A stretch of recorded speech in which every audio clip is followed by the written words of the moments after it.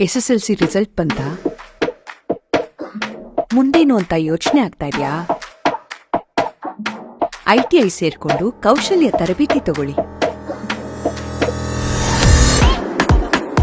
ನೀವು ಅತ್ಯಾಧುನಿಕ ತಂತ್ರಜ್ಞಾನದ ತರಬೇತಿ ಪಡಿಬಹುದು. ಪ್ರಪಂಚದ ಟಾಪ್ ಇಂಡಸ್ಟ್ರೀಸ್ ಇಂದ ಉದ್ಯೋಗ ಅವಕಾಶ ಇದೆ. ಅತಿ ಕಡಿಮೆ ಫೀಸಲ್ಲಿ ITI ಮುಗಿಸಬಹುದು. ITI ಮಾಡಿದ್ರೆ ಕ್ಯಾಂಪಸ್ ಪ್ಲೇಸ್ಮೆಂಟ್ ಆಗಿ ಒಳ್ಳೆ ಸಂಬಳ ಪಡಿಬಹುದು.